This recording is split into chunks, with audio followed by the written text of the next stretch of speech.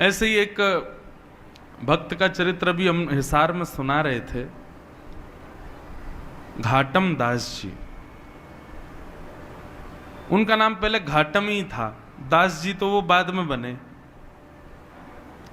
तो घाटम जी का चरित्र इतना सुंदर है कि घाटम जी जयपुर के पास के गांव के बहुत बड़े चोर थे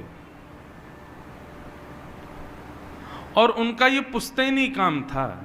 दादा परदादा परदादा सब चोर ही थे, वो भी चोर थे। उनके यहाँ एज अ बिजनेस देखा जाता था, इस काम को गलत नहीं मानते थे।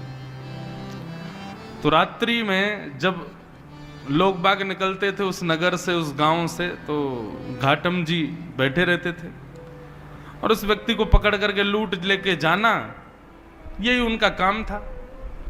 एक बार घाटम जी बैठे थे, देखो भगवत कृपा कैसी, गुरु भी बंधुओं भगवत कृपा से ही आते हैं जीवन में। आप सोचो, जो लोग कहते हैं हम ढूंढ रहे हैं गुरु जी कोई मिल जाए तो बनाएंगे, कभी नहीं मिलेंगे। अपने कर्तव्य कर्मों को आप सुदृढ़ करो, ठाकुर जी कृपा करके अपने आप गुरु भेजेंगे आपके जीवन में। घाटम दास जी का कोई पूर्व संचित कर्म ऐसा रहा होगा जिससे उनको एक दिन रात्रि चोरी करने के लिए जंगल में बैठे थे, तो एक गुरुजी आए, एक संत आ गए। संत ने आकर के घाटम दास जी को जब देखा, ए भाई इतनी रात में तुम क्या कर रहे हो? संत भेष देख करके घाटम दास जी ने उनका हरण तो कुछ नहीं किया, बोले संत इनसे क्या लूं? बोले महाराज जी आपसे क्या छुपाऊं, चोर हूं मैं, चोरी करता हूं। संत बोले काम तो अच्छा नहीं है। बोले कि महाराज आपके लिए अच्छा नहीं होगा, पर हमारे तो घर परिवार शतकों से इसी से चल रहे हैं। हमारे दादा परदादा परदादा हम सब चोरी थे, मैं भी चोर हूं। अभी मैं कल परसों से अपने बेटा को भी लाऊंगा, उसको भी सिखाऊंगा, उसको भी सीखना तो है भाई, हमारा पुश्तैनी काम है। संत बोले क्यों करते हो, गलत है ना, किसी की मेहनत की कमाई को तुम ऐसे लूट लेते हो। बोले तो हम भी तो मेहनत करके लूटते हैं, हमारी भी तो मेहनत है। वो व्यक्ति सत्कर्म करके कमा रहा है, हम मेहनत करके पूरा मंत्रणा बना के लूट रहे हैं, तो इसमें भी तो मेहनत है। घाटम दास जी के वचन सुनकर के संत बोले भैया इसके रग रग में चोरी है, नहीं निकल पाएगी। संत ने उनके चरणों में, घाटम दास जी ने चरणों में प्रणाम किया। बोले आप आज्ञा करो, यदि आपके मन में कोई भाव हो तो। बोले भाई तुम मेहनत करके धन कमाया करो। बोले मेहनत ही तो करता हूं नाथ। संत बोले ये नहीं सुधरेगा। संत बोले तो ठीक है, एक काम करो, तुम सब जो मन करे वो करो, 4 काम हमारे कहे के करो। बोले आज्ञा करो। पहला, सदा सत्य बोलोगे, कभी झूठ नहीं बोलना। चोरी की तुमको छूट है, तुम चोरी करो, डकैती डालो, लेकिन तुम सदा सत्य बोलोगे। घाटम दास जी बोले ठीक है। दूसरी बात, साधु संत वैष्णव जब दिख जाएं, जहां दिख जाएं, उनकी सेवा करोगे। घाटम जी बोले जो आज्ञा। तीसरी बात, जीवन में जो कुछ भी पाओगे उसको पहले भगवान को निवेदित करोगे, चाहे चोरी की सामग्री क्यों ना हो, पहले भगवान को अर्पित करो, उसके बाद अपने जीवन में उसका प्रयोग करना जी। और राह चलते किसी भी मठ मंदिर को यदि देखो तो 100 काम छोड़ के पहले वहां प्रणाम करो, दर्शन करो, परिक्रमा करो, फिर आगे चले। ये 4 काम तुमको करने, समझ आ गए कौन कौन से? पहली बात सत्य बोलनी है, दूसरा संत ब्राह्मण वैष्णवों की सेवा करनी है, तीसरा कुछ भी सामग्री लोगे पहले ठाकुर जी को निवेदित करनी है, प्रसाद बना के उसको स्वीकार करना है, और चौथी बात, राह में कोई भी मठ मंदिर मिले पहले वहां प्रणाम करो, फिर आगे चलो। घाटम जी बोले ये तो मैं कर सकता हूं, बस चोरी की छूट है। बोले हाँ खूब चोरी डकैती करो, बस ये 4 काम ध्यान रखना। ऐसा कह के संत चले गए। घाटम जी तो महाराज अब ऐसे ही रहने लगे, सत्य बोलते थे, संतों की सेवा करते थे, कोई भी चोरी करते पहले भगवान को देते, फिर अपने प्रयोग में लेते, और कहीं भी कोई मंदिर मिलता प्रणाम करते। गुरु के बताए मार्ग पर चल रहे थे तो चोरी में उनको और ज्यादा लाभ होने लग गया। अब ज्यादा गहने मिलने लगे और ज्यादा उनके घर को लाभ होने लगा। घाटम जी बड़े खुश, बोले बढ़िया गुरु जी मिले हैं, बस ये 4 सरल से नियम बता गए हैं, सब बढ़िया चल रहा है। एक दिन गुरुजी ने घाटम जी को निमंत्रण भेजा कि हमारे मठ का उत्सव है, पधारो और कुछ सेवा करो यहाँ पे। तो घाटम जी बोले, गुरुजी के उत्सव में सेवा करनी है, कोई छोटी मोटी सेवा नहीं, ऐसी सेवा करूं कि पूरा उत्सव का सारा खर्चा मैं ही करूं, तब मुझे सुख मिलेगा कि मैंने गुरुजी को दक्षिणा दी। तो बोले उसके लिए बड़ी चोरी करनी पड़ेगी, क्या करें?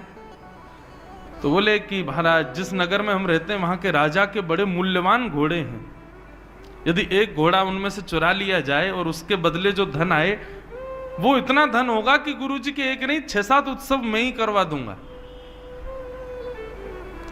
तो घाटम जी ने एक सिपाही का रूप धारण किया, राजा के दरबार में जाने लगे।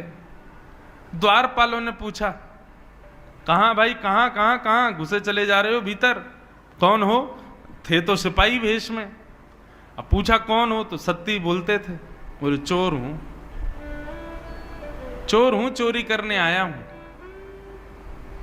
तो सिपाहियों को ऐसा लगा कि भैया ये कोई राजा का अंतरंग व्यक्ति है और हमने इससे पूछ लिया कि तुम कौन हो, तो इसको बुरा लग गया है, इसलिए ये व्यंग में बोल रहा है कि चोर हूं। अरे भैया क्षमा करो, जाओ जाओ भीतर जाओ।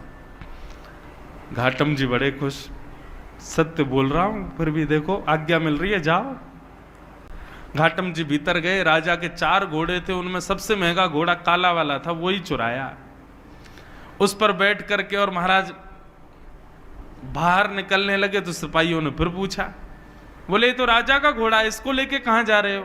बोले बताया था ना चोर हूं, चोरी करने आया हूं, घोड़ा चोरी करके ले जा रहा हूं, अपने घर बेच दूंगा इसको। सिपाहियों को फिर लगा, बोले अब तो कुछ ज्यादा ही बुरा मान गए लगते हैं ये, हैं? ये कोई राजा के कार्य से आया व्यक्ति है, हम बार बार इसको टोक देते हैं तो बेचारा बुरा मान जाता है, अपने आप को चोर बताता है। अरे भैया क्षमा करो, तुम जाओ जाओ ले जाओ। घाटम दास जी ले गए।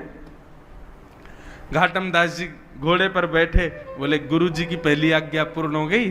गुरुजी ने कहा था जो भी सामग्री लो पहले ठाकुर जी को निवेदित करो। हे ठाकुर जी, ये घोड़ा आपका ही है, ये राजा का नहीं है, मेरी मन बुद्धि स्वीकार कर चुकी है, ये आपका है। ऐसा कह करके जा रहे थे। अब राजा को कहीं निकलना था, उसने अपने घोड़े बुलाए।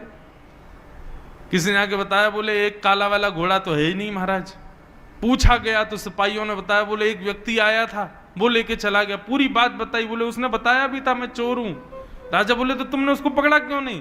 बोले हमको लगा इतना सत्य कौन बोलता है, वो बोल रहा था कि मैं चोर हूं, चोरी करने आया हूं, लाग जाके बेच दूंगा, तो हमको लगा महाराज का कोई निजी सेवक है, बुरा मान गया इसलिए ऐसे बोल रहा है, इसलिए छोड़ दिया। जाओ पकड़ो, ज्यादा दूर नहीं गया होगा। सैनिक दौड़े पीछे।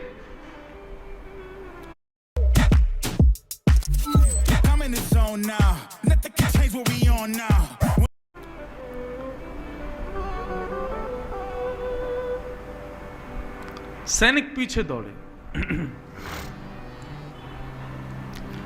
अब यहां घाटम जी घोड़ा लेकर के जा रहे थे, रास्ते में ही एक मंदिर मिल गया और मंदिर में पूजा सेवा चल रही थी। घाटम जी को वैसे भागना तो था, बोले भैया पीछे सैनिक लगे हैं, लेकिन नहीं, कोई बात नहीं, पकड़े जाएंगे तो ठीक है, गुरु आज्ञा रक्षा करेगी। गुरु जी ने कहा था पहले मंदिर प्रणाम करना। घोड़े को एक पेड़ पर बांध दिया, घाटम जी भीतर चले गए। मंदिर में दर्शन करने के लिए गए, इतने में ही सिपाही आए। सिपाहियों ने मंदिर के बाहर पेड़ से बंधे हुए घोड़े को देखा। घोड़े की कद काती और उसका नैन नक्श तो सब वही थे जो राजा के घोड़े के थे, पर उसका रंग अब श्वेत हो गया था, वो काला नहीं था, अब सफेद हो गया था। क्यों? क्योंकि घाटम जी ने उसको भगवान को निवेदित कर दिया था। बोले ठाकुर जी आपका है, ठाकुर जी ने उसका रंग ही बदल दिया। बोले राजा का तो काला था, भगवान का तो सफेद है। सैनिक गए महाराज, सैनिक सब घेर के खड़े थे। घाटम जी अंदर से मंदिर से पूजा पाठ करके परिक्रमा करके बाहर आए, देखा सैनिक खड़े। सैनिकों ने पूछा, हाँ भाई ये घोड़ा किसका है? राम जी का। सत्य बोल रहे हैं, मैंने तो निवेदित कर दिया उनको। बोले तुम राजा के यहां से चुरा के लाए हो ना इसको? बोले हाँ ये बात सत्य कि राजा के यहां से चुराया, पर मैंने अब ये ठाकुर जी को दे दिया है, अब ये ठाकुर जी का है। तो क्या बकवास करते हो? और ये काला था, ये गोरा कैसे हो गया? बोले वो तो मैं भी सोच रहा हूं कि ये गोरा कैसे हुआ। मुझे ऐसा लगता है राम जी को गोरे घोड़े पसंद होंगे, इसलिए उन्होंने इसको गोरा कर दिया। सैनिकों के दिमाग में बात ही नहीं घुस रही घाटम की। बोले बोल क्या रहा है? बोले भाई कद काठी तो वही है, सब नैन नक्श वही है राजा के घोड़े के जो थे, ये गोरा कैसे हो गया? तो घाटम जी बोले मैं बोल भी तो रहा हूं कि मैंने चुराया, और जब चुराया था तब काला था, पर राम जी को निवेदित किया तो गोरा हो गया। सैनिक बोले ऐसे काम नहीं, इसको पकड़ के ले चलो, ले चलो इसको। पकड़ के राजा के सामने ले गए। राजा ने कहा भाई घोड़ा तो ये मेरा ही है, पैरों में नाल भी वैसी, आंख भी वैसी, कान भी वैसे, गले के बाल भी वैसे, सब कुछ, लेकिन ये गोरा कैसे हो गया? और 1 घंटा भी नहीं हुआ तुमको चोरी किए, इतनी जल्दी कोई पुताई करके रंग तो बदल नहीं सकता, ये रंग इसका गोरा कैसे हुआ? घाटम जी बोले क्योंकि नाथ ये पहले आपका था, अब ये राम जी का है। बोले राम जी का मतलब? बोले मैंने राम जी को निवेदित कर दिया, उनको दे दिया, प्रसाद बन गया, अब ये उनका प्रसाद है, उनको गोरे घोड़े पसंद होंगे इसलिए गोरा हो गया। आपका ही है, मैं मानना हूं, मैंने ही चोरी किया है, पर ये अब राम जी को दे के मैंने गोरा करवा लिया। राजा का भी सर घूमने लगा। बोले ये कैसा व्यक्ति है, क्या बोल रहा है? बोले सुनो ये झूठ बोल रहा है, ये चोर को बचाने का प्रयास कर रहा है, चोर तो इसने भगा दिया असली घोड़े के साथ, और ये नकली घोड़ा लाके हम लोगों को गुमराह कर रहा है। नहीं नहीं महाराज मैं झूठ नहीं बोलता, ये आपका ही घोड़ा है। बोले यदि ये मेरा घोड़ा है तो मेरे घोड़े की एक पहचान है कि उसके गले के पास में एक मस्सा है, बालों के भीतर। बोले देख लो। आकर के महाराज बाल हटा करके देखे, राजा तो महाराज मूर्छित जैसा हो गया, मस्सा दिख गया उसको। बोले असंभव, ये गोरा कैसे हो गया?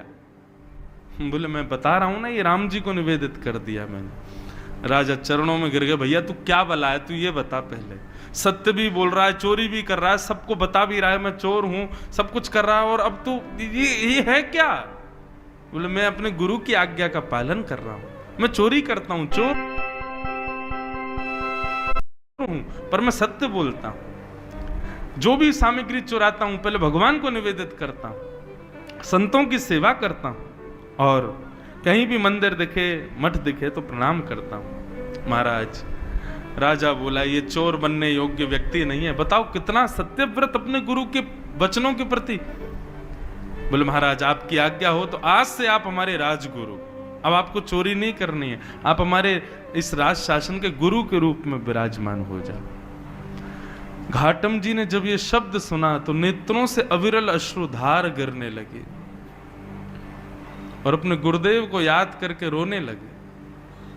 मेरे गुरुदेव की सहज वाणी का मैंने पालन किया, चोरी करता था, सब गलत काम करता था, केवल उनकी वाणी का पालन करने पर आज मुझको एक राजा का गुरु पद भी प्राप्त हुई। यदि मैंने कार्य भी सत्कृत्य किए होते तो आज एक राजा नहीं साक्षात राम जी मुझको गोदी में बिठाते। मैं आज के बाद चोरी नहीं करूंगा। और उस दिन से घाटम जी का नाम बदल गया और उन्होंने अपना नाम रखा घाटम दास। और केवल साधारण सी गुरु आज्ञा से एक चोर, जिसके पुश्तैनी चोर हैं सब, ऐसे घाटम जी परम भक्त वैष्णव हो गए। पर घाटम दास जी पद लिखते थे, उनका एक पद बड़ा सुंदर है। घाटम दास जी क्या गाते? जे नर रसना नाम उचारे, जे नर रसना नाम उचारे। सब लोग ध्यान से सुनना, घाटम जी क्या कह रहे हैं? बोले जो व्यक्ति अपनी जीभ से भगवान का नाम गाता है उसका क्या होता है? केतक बात आप तरवे की, केतक बात आप तरवे की, कोटि पतित निस्तारे, कोटि पतित निस्तारे। जे नर रसना नाम उचारे, जे नर रसना नाम उचारे। घाटम दास जी कहते हैं, यदि तुम सोच रहे हो कि तुम अपना कल्याण स्वयं कर लोगे, कभी नहीं कर पाओगे। जब तक तुम्हारी जिह्वा पर भगवान नाम नहीं आएगा, तब तक तुम्हारा कल्याण नहीं हो पाएगा। इसलिए अपनी जिह्वा पर दुनिया भर की सामग्रियों को बैठा करके उसको सुशोभित मत करो। जीव तो तब सुशोभित होगी जब राम नाम इस पर विराजमान होगा।